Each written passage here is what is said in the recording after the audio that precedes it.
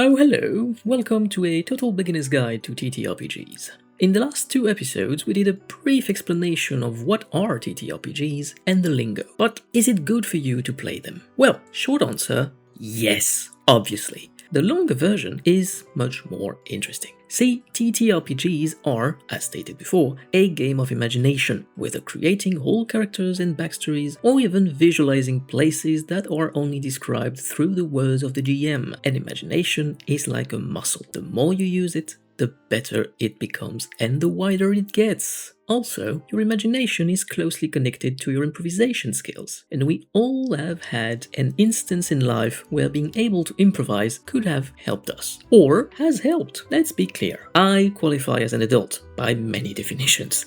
And yet I am still inclined to pretend I am not, but I am quite often required to be the adult in the room. Being able to improvise with confidence has been life-saving, and I can only but thank TTRPG for that. Which makes the perfect segue for the second benefit. TTRPGs make you better at team building and problem solving. Playing TTRPGs will have you face puzzles, challenges, and sometimes make-believe of social situations where your wits and companions are all you have. So yes, maybe at first you will not succeed, miss the clues, and just fail. But failure is nothing more than an opportunity, for it will teach you to recognize patterns, or learn specific riddles and codes. Overall, it will develop your thought process and adapt it to think outside of the box. Believe me, as a GM, there's nothing more satisfying to have a riddle or a puzzle prepared and see a player, or all of them bouncing on each other's ideas, solve it with another way than the one you envisioned. It may appear frustrating, but sometimes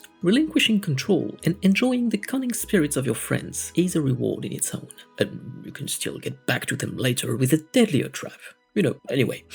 Additionally, long campaign, whatever the setting you are in, implies meeting new cultures, societies, and eventually having to adapt to certain codes for a time. To do so, it is recommended to take notes, or do your best to remember. We are all familiar with such a process. It is called learning. And just like your imagination, learning skills are a muscle that needs to be maintained, and will never not be useful in life. Should you be in schools, enhancing your learning skills will eventually pay in your results on the long run. And what a better way to convince people to play with you or let you play than knowing that an activity will have a positive ramification on your grades. If academic performances isn't much of an incentive to you, I can but recommend TTRPGs to refine your social skills. That point will not be developed by myself. I recommend instead you watch the TED Talk by John Arcadian talking about TTRPGs' benefits. I will conclude with one final advantage of practicing TTRPGs. It is, in general, great for your mental health, teaching you boundaries, whether respecting someone else's or having others respect yours, consequences, when to exert and give up control, all of it in a safe environment. Some people use it to combat loneliness, others to cope with grief, some to deal with work, pressure, and just take a breather. On the other hand, some use it to prepare for certain situations at work and relieve the stress that comes with it. Whatever the case may be, TTRPGs will help to put in words some aches that would otherwise be hard to express. Remember that during the late 80s, some people deemed these games, like Dungeons & Dragons, as satanic, and tried to purge it from society through propaganda, going as far as beating children for it. And yet, the games endured,